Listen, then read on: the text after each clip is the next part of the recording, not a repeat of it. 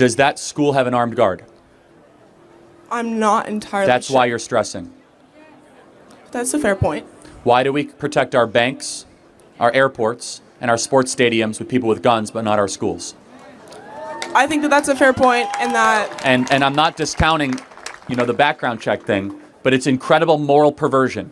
You can't get in a Dodger Stadium without seeing 50 cop cars and people with guns everywhere. You can't go to LAX without going through basically a demilitarized zone.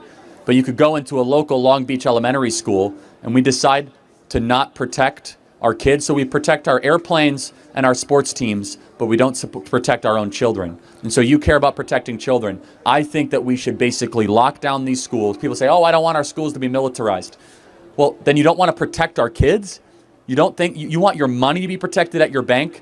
You want the payday lender to be protected, but you don't want your own children to be protected. So that's my number one solution, all that. And then I would end on to it. Listen, a lot of mental health problems. I have a different view. I think gun ownership is a right, not a privilege. And I don't think the government should get in the way of our right to be able to own firearms. So what do you think that do you think that the government should get involved in adding armed guards to schools, or Yes. why isn't this more talked about? Because I feel like in other states it is. Gavin Newsom would refuse to do this, of course.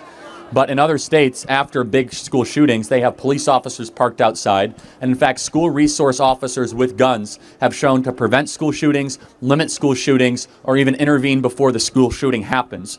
And it's going to show that these awful tragedies go